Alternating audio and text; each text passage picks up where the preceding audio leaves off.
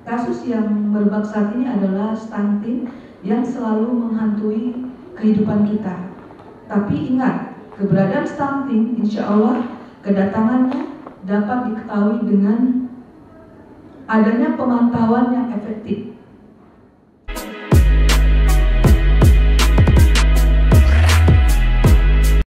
Bismillahirrahmanirrahim. Assalamualaikum warahmatullahi wabarakatuh. Dalam rangka Kesatuan Gerak PKK ke-51 tahun 2023, tim penggerak PKK Kecamatan Tanjung Redep, Kabupaten Berau mengadakan lomba-lomba. Salah satunya adalah lomba penyuluhan, di mana tema yang diusung pada HKG tahun ini adalah bergerak bersama menuju keluarga sejahtera dan tangguh, wujudkan Indonesia tumbuh. Nah, untuk Pokja 4 sendiri, tema yang kita lombakan adalah penyuluhan kali ini tentang pentingnya pemantauan pertumbuhan dan perkembangan dalam upaya deteksi masalah gizi pada balita. Baiklah, mari kita lihat bersama penampilan dari peserta lomba di Kecamatan Tanjung Redep. Assalamualaikum warahmatullahi wabarakatuh. Waalaikumsalam. Perkenalkan, saya mewakili Pokja 4 untuk membawakan penyuluhan tentang optimalisasi pemantauan pertumbuhan sebagai salah satu upaya pencegahan stunting pada anak bayi. Puji syukur kita panjatkan kehadiran Allah Subhanahu wa Ta'ala, karena atas izinnya jualah kita bisa berkumpul di tempat ini. Selawat dan salam tak lupa kita haturkan kepada junjungan kita Nabi besar Muhammad SAW. Semoga kita bisa selalu mendapat syafaat dari beliau sampai akhir zaman. Amin.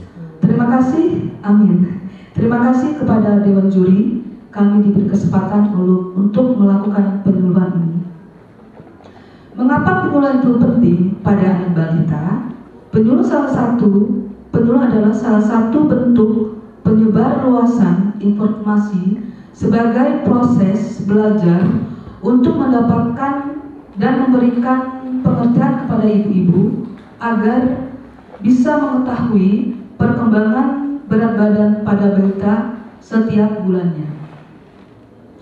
Dewan Juri serta ibu-ibu yang kami hormati, anak-anak balita usia 0,5 tahun merupakan periode yang rawan terhadap kegagalan pertumbuhan baik yang berkaitan dengan berat badan atau tinggi badan. Untuk mengetahuinya, bagaimana ibu-ibu? Untuk mengetahuinya kita harus rajin-rajin ke posyandu atau secara rutin dan terus-menerus konsultasi petugas kesehatan, yaitu dari awal kehidupan sampai umur 4 bulan. Pemantauan dapat dilakukan di setiap minggu dan selanjutnya dapat dilakukan minimal sebulan sekali. Dewan Juri serta ibu-ibu yang kami hormati, orang bijak berkata, pencegahan lebih baik daripada mengobati. Kasus yang merebak saat ini adalah stunting yang selalu menghantui kehidupan kita. Tapi ingat, keberadaan stunting insya Allah kedatangannya dapat diketahui dengan adanya pemantauan yang efektif. Disinilah peran petugas kesehatan dan petugas posyandu untuk dapat menjelaskan kepada para ibu apa yang harus dilakukan jika grafik berat badan anak naik, menurun atau datar, berarti pada garis hijau, kuning atau merah. Jika hal tersebut dapat dilakukan dengan baik, masalah kurang gizi dapat teratasi. Dewan Juri serta ibu-ibu yang kami hormati, pemantauan pertumbuhan anak tidak serta-merta dapat ditangani sendiri, tapi harus melibatkan orang banyak seperti tenaga kesehatan dan kepedulian masyarakat untuk tertib datang ke posyandu. Terdapat beberapa permasalahan yang terkait dengan pemantauan pertumbuhan balita di posyandu harus diselesaikan secara bersama-sama. 1. Kehadiran balita di posyandu, cakupan balita ditimbang menurut data Dirjen Gizi dan Kia Kemenkes RI 2012 adalah sebesar 70,36% di seluruh Indonesia.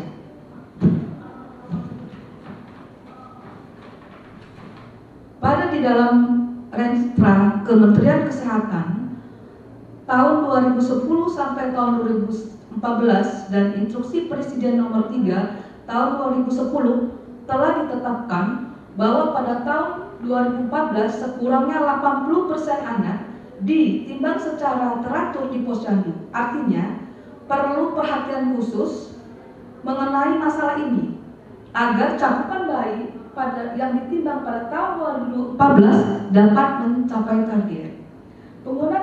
Penggunaan KMS, misalnya ini ya Bu, contohnya, misalnya balita pada bulan Februari ketika dia pergi ke posyandu dan ditimbang berat badannya 3,0.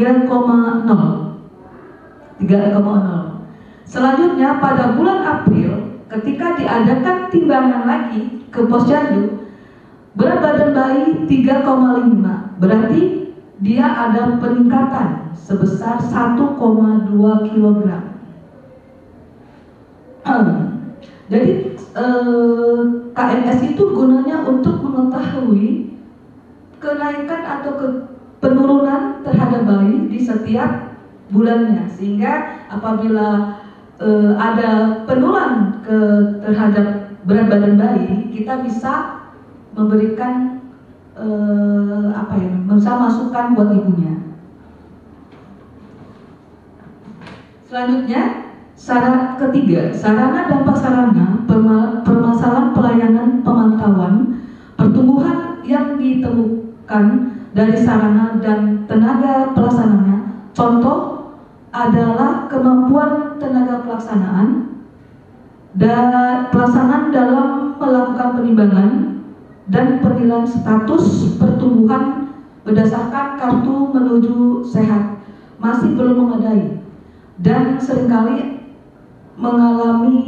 anak mengalami gangguan pertumbuhan, tidak dirujuk ke puskesmas atau ke tempat pelayanan kesehatan sehingga tidak dapat diberikan tindakan selanjutnya, diberikan tindakan semestinya.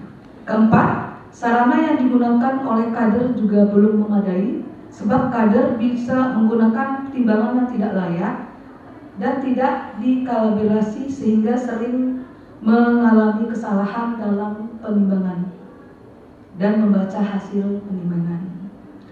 Dewan juri serta ibu-ibu yang kami hormati, permasalahan di atas sering kerap kali dihadapi di dalam masyarakat dan perlunya ada perhatian dari pemerintah, terutama kader posyandu kesehatan.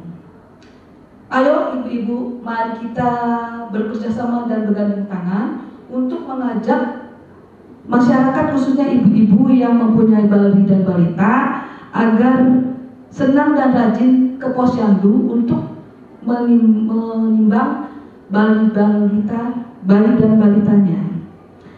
Sesudah dan sebelumnya saya mohon maaf apabila ada kekurangannya.